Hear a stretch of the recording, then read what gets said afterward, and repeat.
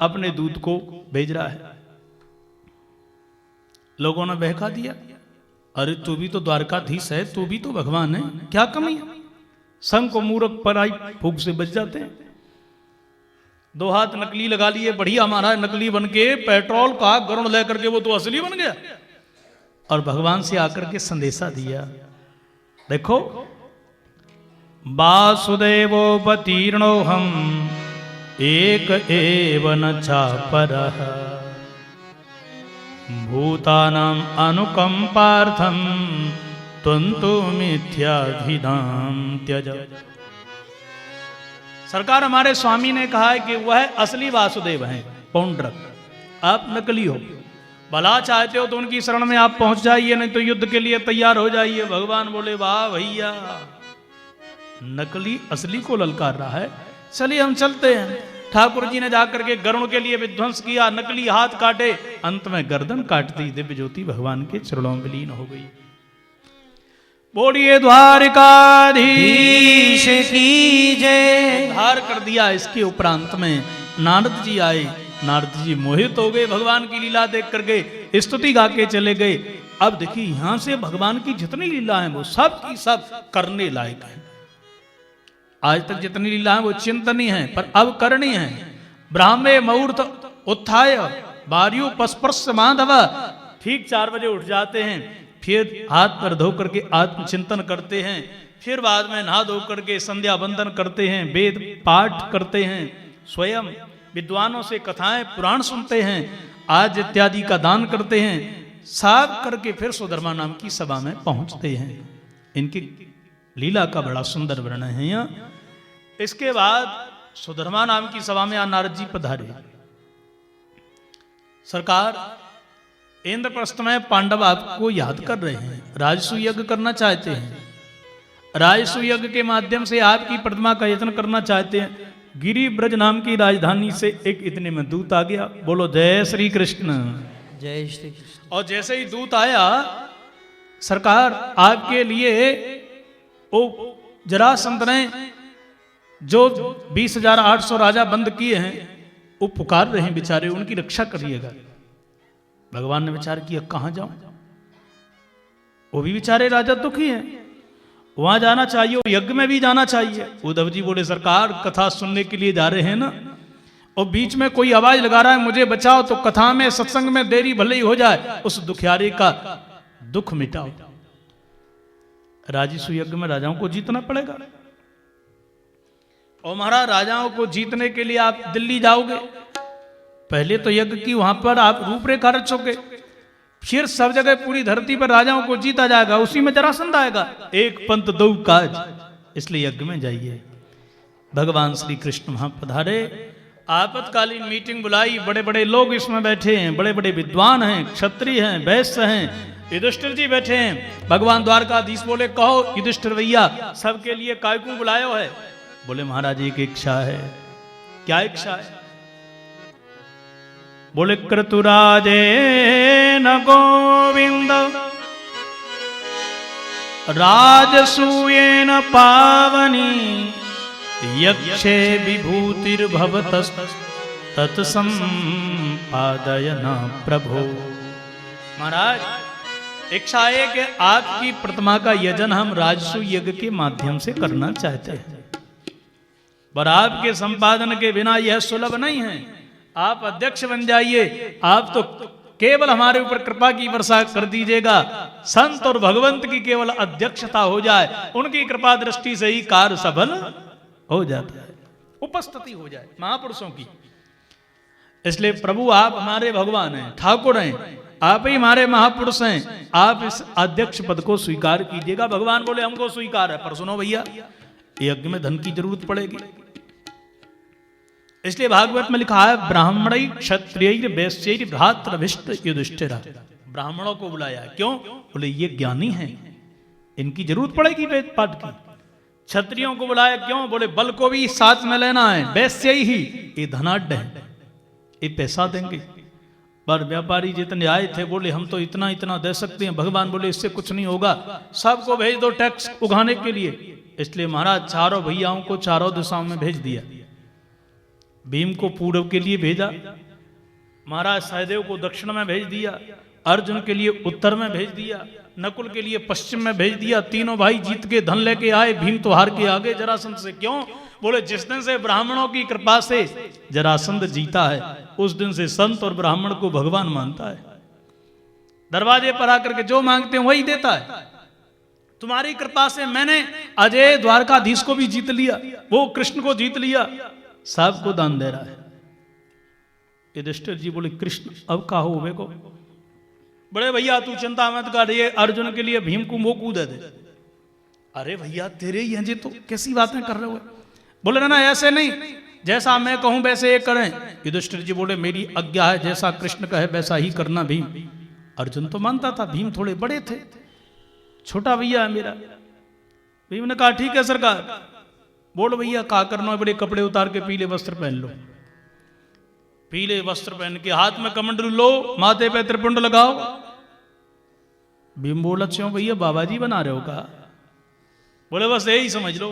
अब हाथ में कमंडलू, पीले वस्त्र, कांधे पे जनेऊ, माथे पे त्रिपुंड, बड़ी बड़ी जटाएं लगा करके चलो भैया मेरे साथ। एक कन्हैया तू ये बता दे मोकू ले कहां जा रहे हो? बोले बड़े भैया आज जरासंध के यहां जा रहे हैं। काय को? बोले भिक्षा मांगेंगे। भीम बोला बस यही दिन और शेष थे देखने के लिए, सो तूने दिखाई दे आज। अब महाराज चिढ़ गए, राम राम राम, छत्री ने मांगा और छत्री मर गया। ऐसे तो मर जाना ही बढ़िया भैया, क्या करवा रहे हो तू? द्वारकाधीश बोले जैसा मैं कह रहा हूं वैसा करिएगा, चुपचाप चलिए। सो जिसमें याचक लगे थे लाइन में रोजीना मांगते थे, उसी में लग गए। भीम बोला द्वारकाधीश एक बार फिर सोच लो, इसके सामने अपन जाकर के जिससे जीते हैं अपन, वो तेरे से जो 17 बार पिटा है, उसके सामने तो मांगने में शर्म नहीं लगेगी? द्वारकाधीश बोले भैया जी यदि राजसूय यज्ञ सफल करना है तो उसको जीतना अति अनिवार्य है, और तरीका यही है, दूसरा तरीका कोई है ही नहीं। सामने आ गए। अब जरासंध ने इनको देखा, इनको मैंने कहीं ना कहीं तो देखा है, पर कहां देखा है? अब सोच रहा है अच्छा भैया आप लोग क्या मांगना चाहते हो? बोले ऐसे नहीं मांगेंगे तो? बोले पहले त्रिवाचा भरो। सोई जाने विचार किया, त्रिवाचा। अच्छा बोले दिया दिया दिया। बोलो क्या चाहते हो? पक्का? अरे मैंने कहा ना दूंगा दूंगा दूंगा। सोई बीच वाले बोले, बोलो युद्धम नो देहि राजेंद्र द्वंद्व सो यदि मन्यसे युद्धार्थ नो वयम प्राप्ता राजन्या नानकांक्षिण। महाराज हम अन्न के कांक्षी भिखारी नहीं हैं, यदि देना चाहते हो तो युद्धम नो देहि राजेंद्र, हम तीनों आपसे द्वंद्व युद्ध चाहते हैं, यदि मन्य से आपके मन में हो तो। इसलिए हम कोई अन्न के भिखारी नहीं, हम योद्धा लड़ने वाले। जरासंध ने वो सोचा चूक गया, ये कोई संत ब्राह्मण नहीं, कोई छलिया है। बोले पहले बता आपका परिचय क्या है? बोले असौ ब्रकोदर पार्थ। ये मेरे दाएं बैठे हैं ना, खड़े हैं, ये मेरे भैया हैं, भीम इनका नाम है, बुआ जी के छोरा हैं। और जो मेरे बाईं तरफ है नहीं, तस्य भ्राता अर्जुनो हियं, इनके भैया अर्जुन हैं। गांडीवधारी नाम सुना है कि नहीं सुना है? जरासंध बोला बिल्कुल सुना है, पर बकबक करने वाले तू कौन है बीच वाला, ये तो बता। बोले मुझे नहीं जानता, कृष्णम जानी ही ते रूपम अन्योर मातुलेयम्मम। अरे मैं इनका मामा का छोरा हूं भैया, मेरा नाम है। जरासंध बोला कृष्ण है ना? बोले सटीक समझ लिया, पहचान लिया। जरासंध बोला कहीं के भगोड़े, करुआ कहीं के, गोपियों की तालियों पे नाचने वाले चोर कहीं के, तुझे कैसे भूल जाऊंगा? अरे समुद्रम मथुराम सुपुरीम त्यक्त्वा समुद्रम शरणम गता। अपनी भोली भाली प्रजा को छोड़ करके मथुरा में चला गया, जल के अंदर जाकर के छिप गया मेरे डर के कारण। तू वही है जो मेरे से हार गया। भगवान बोले ऐसा कहो जरासंध, मैं वही हूं जिससे तुमने 17 बार पिटाई खाई। एक बार जीत गया उसकी तो याद दिला रहा है, पर 17 बार तेरी पिटाई हुई उसकी याद नहीं दिला रहा है। इसलिए अच्छाई हम याद दिलाते हैं, बुराई नहीं दिलाते हैं। पुण्य कहोगे बट जाएंगे, पाप नहीं कहोगे वो छिपे रहेंगे, वो पाप तुमको कष्ट देंगे। इसलिए अवगुण पाप कहो, पुण्यों को मत कहो। महाराज इसने कहा मैं तेरे से तो लड़ूंगा नहीं, तू तो भगोड़ा है, तो अर्जुन से लड़ लो। बोले अर्जुनो न भवेत योद्धा, ये अर्जुन योद्धा नहीं है तो भीम कैसा रहेगा? बोले हाँ भीमस्तुल्य बलोर मम, भीम मेरे समान है। अब भीम बोले वारे हम, देखा द्वारकाधीश तुम्हारी कोई कीमत है क्या इसकी नजर में? वो अर्जुन तू ही है, पर देखो चुना पहलवान के लिए, इसलिए मैं हूं, मैं पहले ही कहता हूं कि मेरे समान कोई योद्धा है ही नहीं। अब तो भीम कह रहे हैं बारे हम, और जहां बारे हम वहीं हो गया ब्रह्म विडंबना। युद्ध प्रारंभ हो गया गदाओं के द्वारा, पर जरासंध बड़ा बलशाली था, एक घुमा करके मारे महाराज भीम की वहीं से हड्डी टूट जा चढ़ा। अब दर्द तो होए, पर यदि मैं कहूंगा तो दोनों मेरी हंसी करेंगे। 27वें दिन की रात्रि में पड़ा है, पर ऐसा धर्म का युद्ध हो रहा है, सज्जनों निकट में, वहीं तो जरासंध लेटा है, वो समय नहीं दे रहा था। यदि द्वारकाधीश को समय मिल गया तो मुझे मरवाने का उपाय बता देगा ये, इसलिए भीम करा रहे हैं, करवट ले रहे हैं। द्वारकाधीश बोले बड़े भैया, ओ बड़े भैया कहा है रे ओए? भीम बोला भैया द्वारकाधीश अब ना लड़ सकूं मैं कृष्ण, अब तो मेरी हड्डी पसली टूट गई, बस एक ही मन में विचार है कि मैं ये सो जाए और मैं किसी प्रकार से महल से भाग जाऊं। द्वारकाधीश बोले धीरे बोल, धीरे, सुन लिया तो फिर इसका बल और बढ़ जाएगा, सवेरे हड्डी पसली तोड़ देगा। पर तुम तो रासलीला दोनों देख रहे हो, मेरी तो हड्डी पसली टूट गई, भैया मैं तो ना लड़ सकूं। भगवान द्वारकाधीश बोले बस बल चूर हो गया ना, इसलिए टूटता वही है जो मुझे नहीं देखता है, मुझे देखोगे तो टूटोगे नहीं। सोई समझ गया, ठीक है सवेरे और लड़ूंगा। अब तो युद्ध हो रहा है, पर युद्ध जैसे ही कर रहा है, पर देख रहा है द्वारकाधीश के लिए, बोले ऐसे नहीं तब ऐसे कर दो, और जैसे ही पैर के लिए दबाया दूसरे को खींचा, 2 टुकड़े हो गए, जो फेंका सो जुड़ गए, फिर तैयार। अब क्या करूं? द्वारकाधीश बोले घबराओ मत, ऐसे करके इधर का इधर कर दो। वैसा ही किया, दिव्य ज्योति भगवान के चरणों में विलीन हो गई, जरासंध का उद्धार कर दिया। बोलिए द्वारिकाधीश की जय। सज्जनों 20,800 राजाओं को बंदी गृह से बाहर निकाला और राजा बड़ी स्तुति गाने लगे। बोले कृष्णाय वासुदेवाय हरे परमात्मने प्रणत क्लेशनाशाय गोविंदाय नमो नमः। हे कृष्ण, क्लेशों को मिटाने वाले आपको बार बार हम प्रणाम करते हैं। कैसा भी क्लेश हो, कार्तिक के महीने में तुलसी पत्र के द्वारा, इस मंत्र के द्वारा जो शालिग्राम जी की अर्चना करता है उसके क्लेश मिट जाते हैं। स्तुति गाई राजाओं ने। भगवान ने सबके लिए बढ़िया बढ़िया वस्त्र दे करके, भोजन करा करके, निला दुला करके सजा दिया। सहदेव को गद्दी पर बिठा दिया, जरासंध के बेटा को। आओ भैया सभी यज्ञ में। और यज्ञ दिल्ली में प्रारंभ हुआ, अलग अलग व्यवस्था। सुनो भैया, युधिष्ठिर जी से कहा आप यजमान मन के पूजन देखो, बढ़िया पूजन करवाओ देवतन का। अर्जुन से कहा तुम बलशाली हो, गांडीव के द्वारा यज्ञ की रक्षा करो, कोई कहीं हमारा शत्रु किसी प्रकार से आक्रमण न कर दे। भीम से कहा भीम भैया तुम ज्यादा खाते हो, जो खाएगा वो खिलाना भी जानता है, इसलिए तुम भोजन सबको खिलाओ। द्रौपदी बहन तू भक्ति स्वरूपा है, भक्ति प्रेम से भोजन बनाओगे स्वादिष्ट होगा, इसलिए भोजन आप बनाना। देखो कितनी व्यवस्था है। कर्ण से दुर्योधन से कहा तुम दोनों खजाने पर बैठ जाओ। कर्ण से कहा तुम हाथों से बांटना, दुर्योधन तुम खजाने के लिए देखना, क्योंकि कर्ण के हाथ में रेखा है, देगा दुगना आ जाएगा। दुर्योधन चढ़ के लुटाएगा, जितना धन खर्च होगा यह उतनी सुंदर होगी।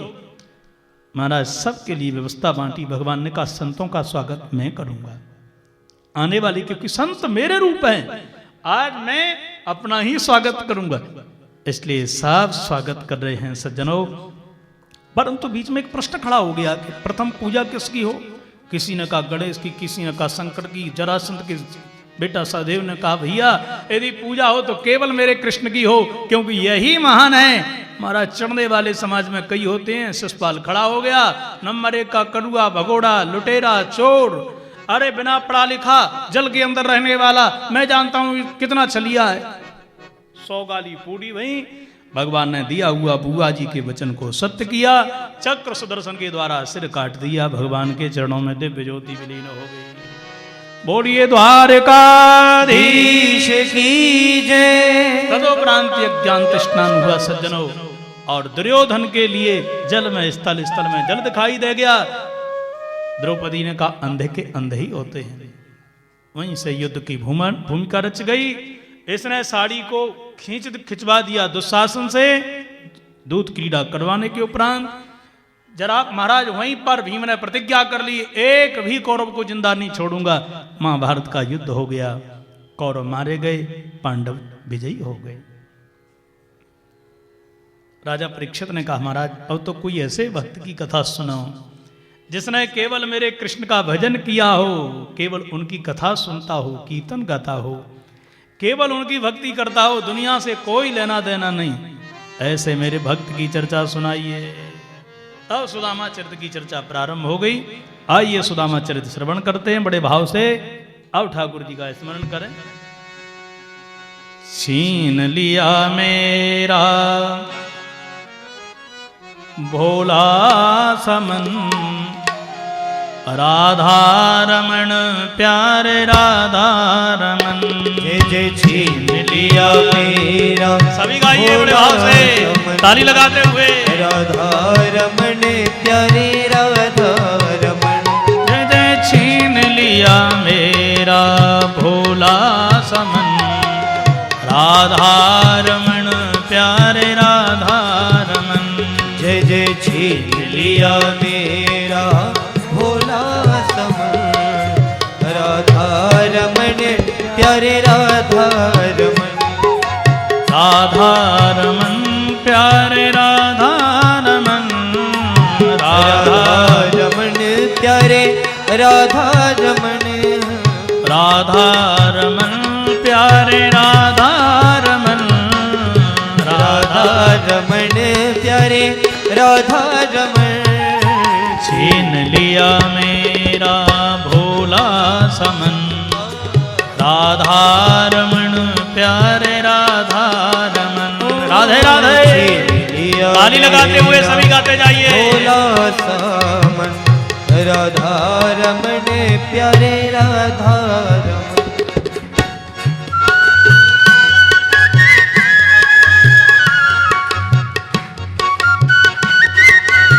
हरि बोल।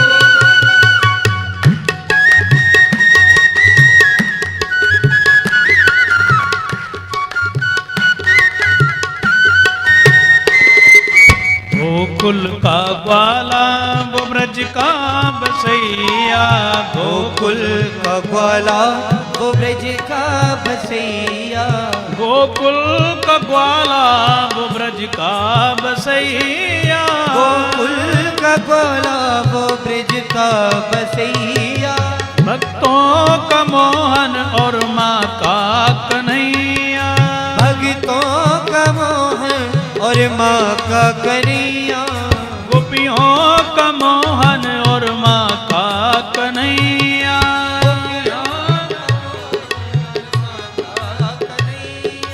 भक्तों का जीवन और निर्धन का धन, राधा रमण प्यारे राधा। हरि बोल। भक्तों का जीवन और निर्धन का धन, राधा रमण प्यारे राधा। राधा रमण प्यारे राधा रमण। राधा रमण प्यारे राधा रमण।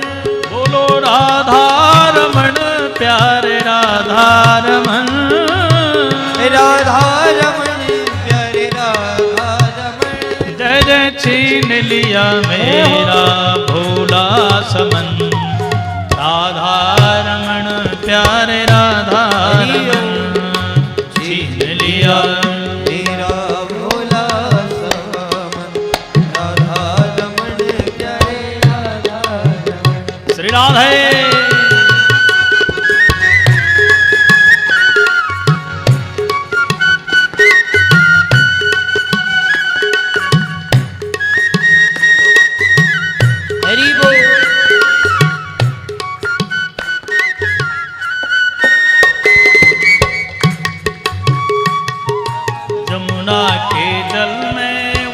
श्याम खेले जमुना के जल में वही श्याम खेले, जमुना के जल में वही श्याम खेले, जमुना के जल में वही श्याम खेले, लहरों में उछले और करत किलोले, लहरों में उछले और करते किलोले, बिछुड़न कभी और कभी हो मिलन, राधा रमण प्यारे राधा रमण। जय जय बिछुड़न कभी और कभी हो मिलन, राधा रमन प्यारे राधा रमन, राधा रमन प्यारे राधा रमन, राधा रमन प्यारे राधा रमन।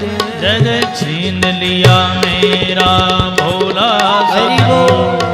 राधा रमन प्यारे राधा रमन। जय जय छीन लिया मेरा भोला समन, राधा रमन प्यारे राधा। श्री राधे भाव से गाइए सभी ताली लगाते हुए।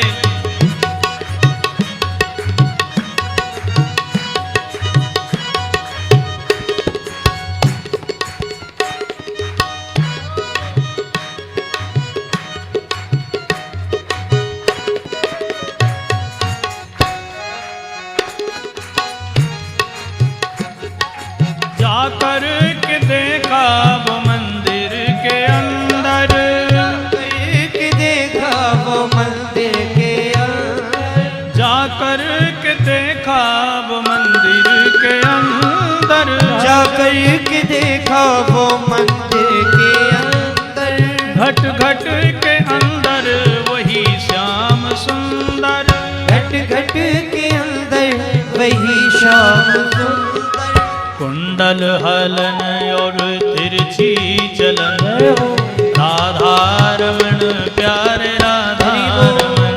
जय जय कुंडल हलन और तिरछी चलन, राधा रमन प्यारे राधा रमन, राधा रमण प्यारे राधा रमन, राधा रमन प्यारे राधा रमन, राधा रमण प्यारे राधा रमन, राधा रमन प्यारे राधा रमन। जय जय छीन लिया मेरा भोला समन, राधा रमण प्यारे राधा रमन। जय जय छीन लिया मेरा भोला रमन, राधा रमन प्यारे राधा रमन। मेरो राधा मेरो राधा हरि बोल। मेरो राधा रमण गिरधारी, गिरधारी श्याम बनवारी। ओ मेरो राधा रमन राधे राधे। गिरधारी श्याम बनवारी, मेरो राधा रमण गिरधारी, गिरधारी श्याम बनवारी। मेरो राधा रमन गिरधारी, गिरधारी श्याम बनवारी, गिरधारी श्याम बनवारी। ओ गिरधारी श्याम बनवारी, गिरधारी श्याम बनवारी।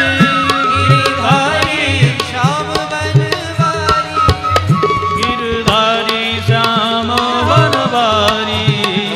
गिरधारी श्याम बनवारी।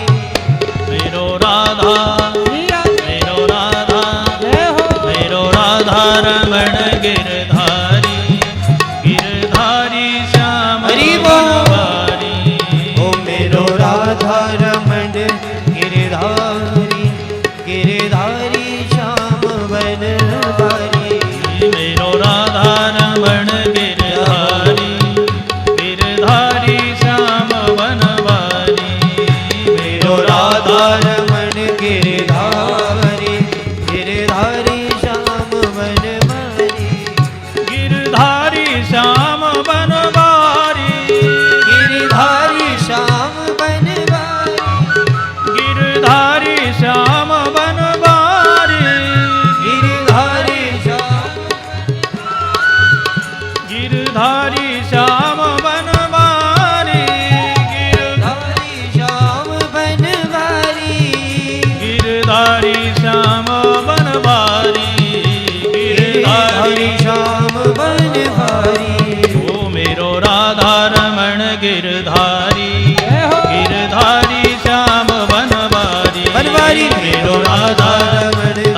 कहते हुए गिरधारी श्याम बनवारी, मेरो राधा रमण गिरधारी, गिरधारी श्याम बनवारी, मेरो राधा रमण गिरधारी, गिरधारी श्याम बनवारी, गिरधारी श्याम बनवारी, गिरधारी श्याम बनवारी, गिरधारी श्याम बनवारी।